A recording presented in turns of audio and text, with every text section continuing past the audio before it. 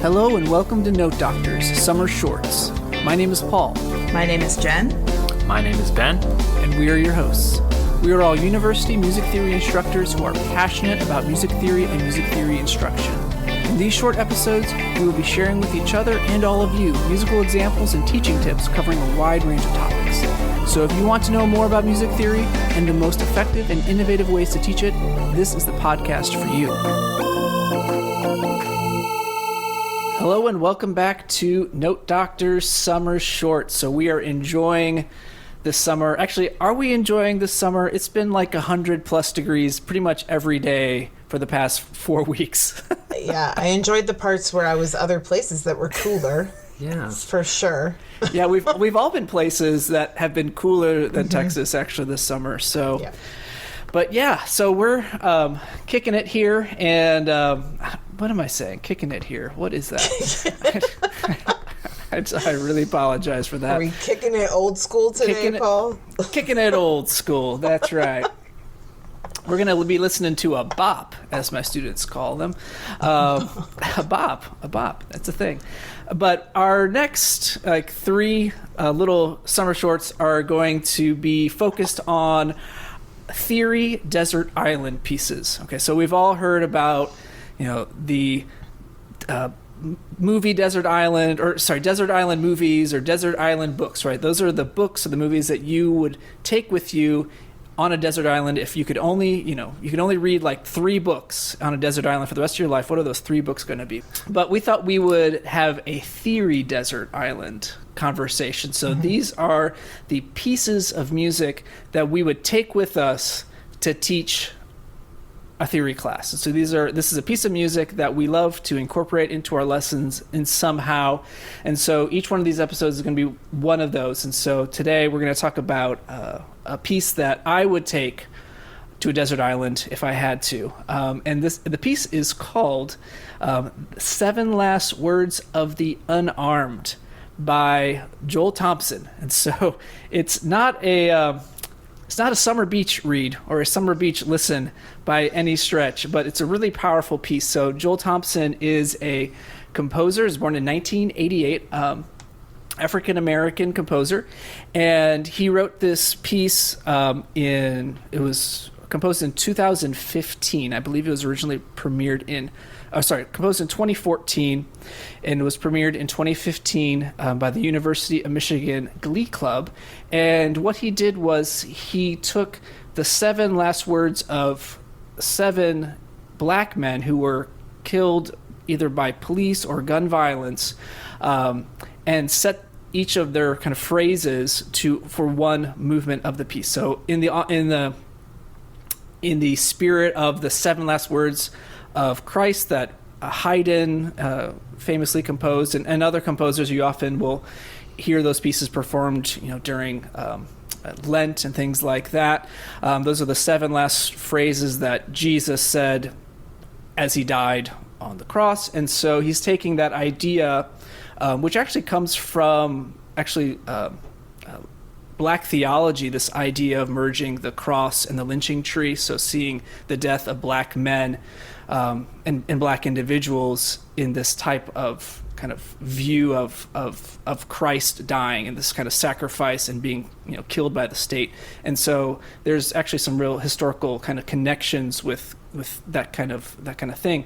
But it's a really moving and powerful piece. It's about 15 minutes long. The original version is for men's choir, piano, and string quartet, though he's orchestrated it for orchestra. There's an SATB version of it.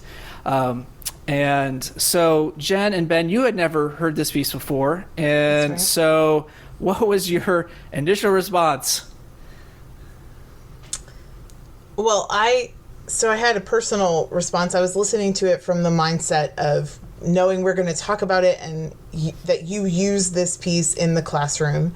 So I was listening to it from that mindset, but my personal response was really emotional. It's a very impactful piece, and there were moments that just really hit me. And then especially realizing that this piece was written before George Floyd or before any of these very recent, so this is this is still, there could be so many more movements to this work now if it was written in 2022.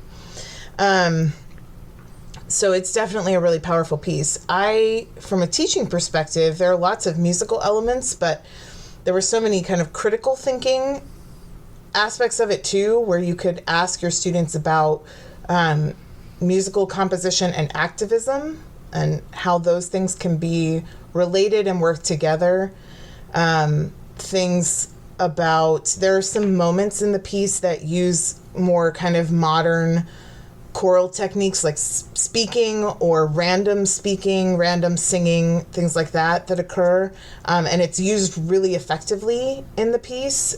So you could talk about, imagining what it would look like to use those tools ineffectively versus effectively, or why it works so well in this context, things like that. So I loved it, and right away was like, where am I going to put this piece in my curriculum? Because I feel like people should be hearing it and thinking about it. Yeah, totally. I had some of the same thoughts, Jen. I mean, I was deeply moved by it, as I think probably some of our listeners will. You should definitely go check out the piece and set aside some time afterwards. Paul kind of gave us a heads up when he sent us the recording that don't just set aside enough time to listen to this, set aside time after for reflection. And that's something I think we should say to everyone on the pod today, because it's so deeply moving to listen to these, the artistry. And then also what came to mind for me was, art as powerful, as a force in our society that a lot of times people think of.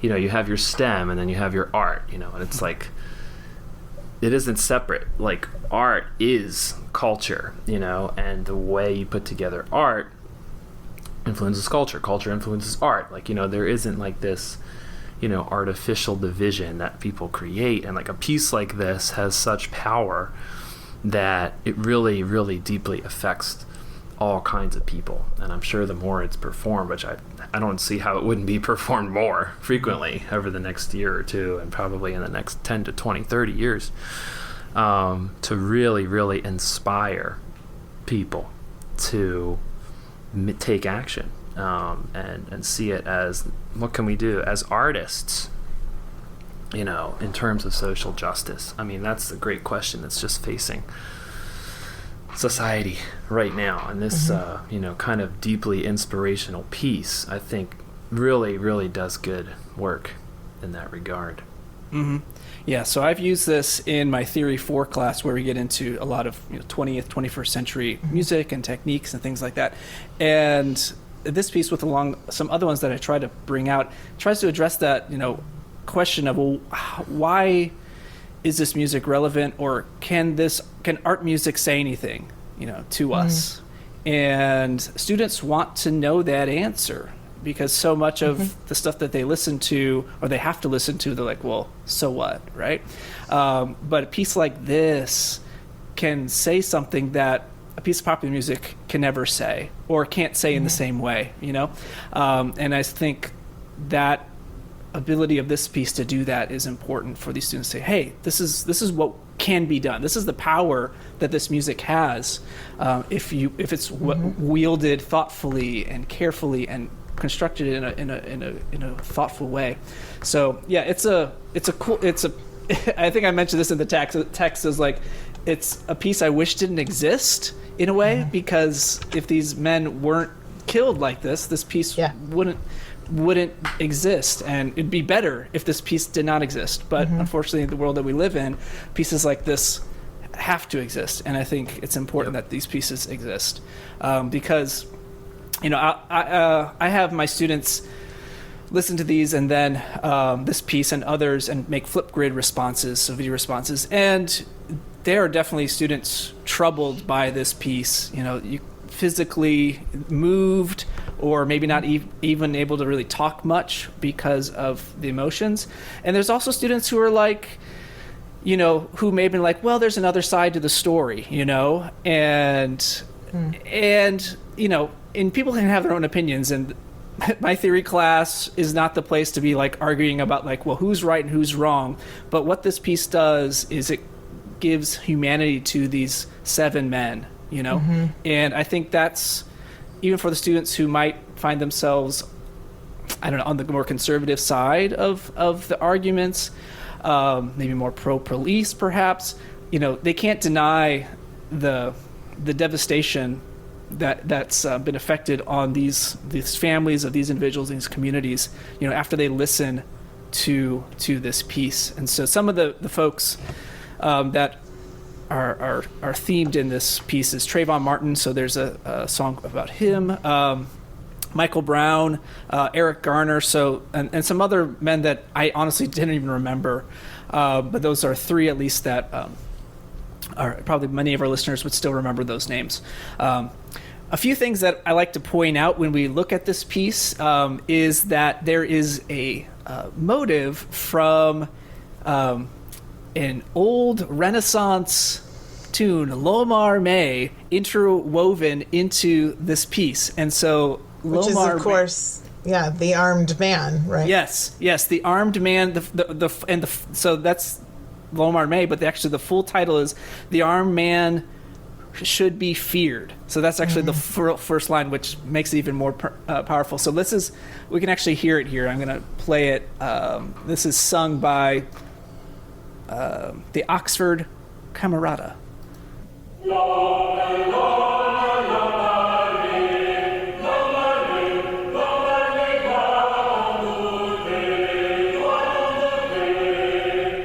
So you can hear that bum, ba, ba, ba, ba, ba, bum. That's kind of the main motive of that melody, and of course that was used in multiple masses. So this comes from the Guillaume Dufay,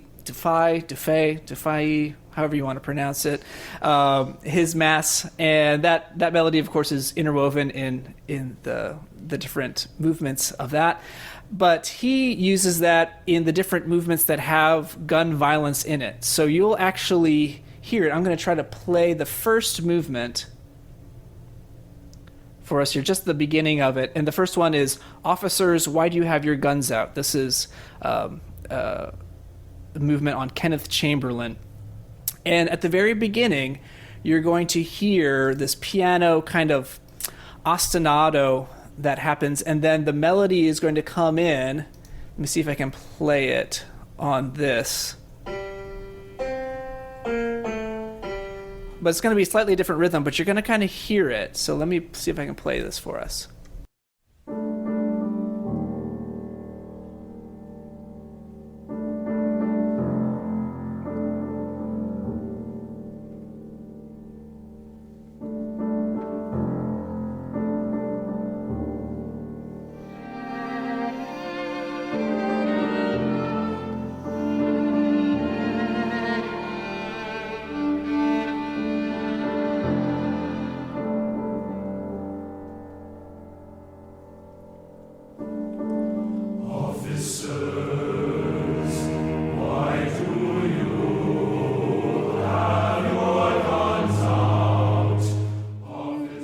So that is right at the very beginning, and of course the lyric comes in, "Officers, why do you have your guns out?"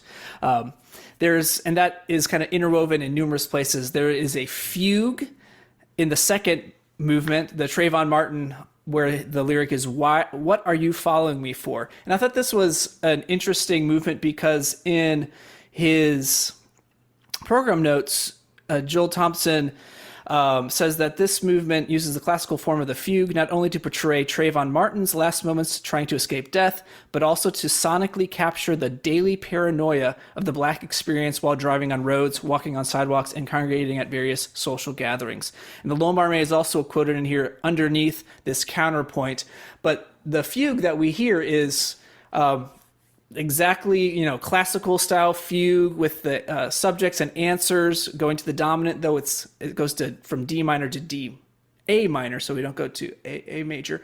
But it's a great example of fugue subjects that you could look at when you're looking at fugues. And so let's listen to just that.